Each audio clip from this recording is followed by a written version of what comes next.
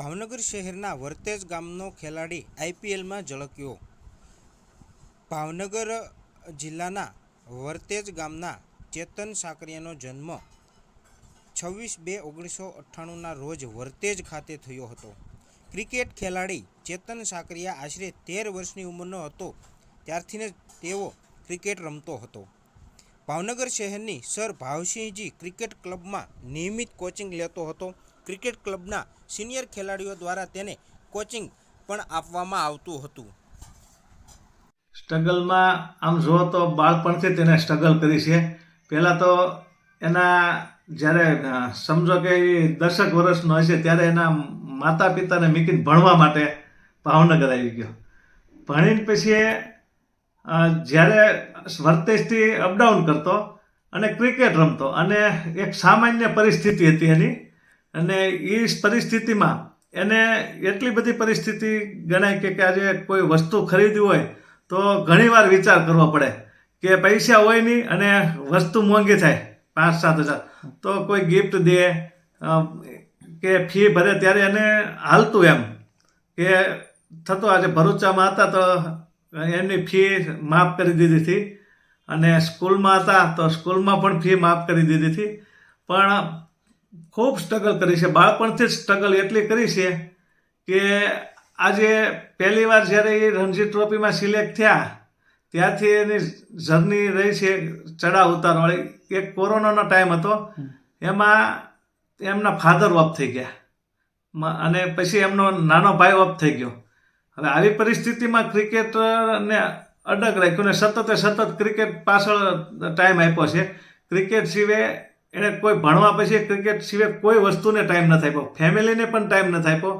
અને ગમે પ્રસંગ હોય તો એ પ્રસંગમાં હાજર ન રહે, પણ ક્રિકેટનું હોય તો ક્રિકેટમાં ગમે ત્યારે હાજર હોય.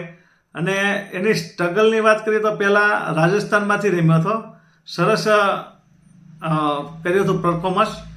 પછી દિલ્હીમાંથી રમ્યો, પણ દિલ્હીમાં ચાન્સ ઓછા મળ્યા અને હાલ દિલ્હીમાં 2 વર્ષ કર્યા. પછી થોડા ટાઈમ પછી એમને ઓપ્શનમાં ફરીને ચાન્સ મળ્યો, પણ એ પહેલાંનો 6 મહિનાનો સ્ટ્રગલ એવો હતો કે એ પોતે ઇન્જર્ડ થયો હતો. ઇન્જર્ડ થયો એટલે 6 મહિનાના હિસાબે થોડી કહેવાય ને કે 50 લાખ ઓછી પ્રાઇઝ આવી. બાકી મને વિશ્વાસ છે કલકત્તામાં એ જે કલકત્તાની ટીમ છે ને એને જે એની પર વિશ્વાસ મૂક્યો છે ને એની કરતાં એ 10 ગણું સારું કામ કરીને આપશે. અને ખૂબ મહેનતુ છોકરો છે અને ઘણી બધી જ્યારે જરૂર પડી જે વસ્તુમાં ત્યારે એ દિલો જાનથી મહેનત કરે છે. શરૂઆતમાં એને ઘણીવાર સ્ટેશનરીમાં પણ હારે રહીને મને બિઝનેસ વધારેલો, ત્યારે એ ટાઈમમાં ગ્રોથ એટલો અપાયેલો કે ભાવનગરમાં ટોપ 1 ઉપર અમારું નામ હતું જ્યારે ચેતન મારે સાથે હતો. એટલે મને ગર્વ છે કે ચેતન જ્યારે એને ચાન્સ મળશે પૂરેપૂરા તારે ચાન્સમાં ચેતન 100% રિઝલ્ટ લાવીને બતાવે એવો છોકરો છે. અને ખૂબ એને સ્ટ્રગલ કરી છે. મારી જિંદગીમાં તો આવા સ્ટ્રગલ કરવાવાળા છોકરા બહુ ઓછા જોયા છે મેં. અને આજે ક્રિકેટ પ્રત્યે કે જે કોઈ કામ હોય એમાં પૂરી મહેનત અને લગનથી કામ કરે છે છોકરો. ચેતનભાઈ, એ આપનું શું થાય છે અને હાલ એ ક્યાં રહે છે? ચેતનભાઈ મારા ભાણિયાભાઈ છે અને હાલ એ બેંગ્લોર રહે છે અને પછી એ રાજકોટ સ્થિર થઈ જશે. ભાણિયાભાઈ તરત જ વાત થઈ હતી, 10 મિનિટમાં મેં કોલ કર્યો હતો, એને રિસીવ કર્યો હતો ફોન. અને વાત એવી થઈ કે આજે જે કાંઈ ટીમમાં રમશે એમાં એ ખૂબ પરફોર્મન્સ સારું કરીને બતાવશે.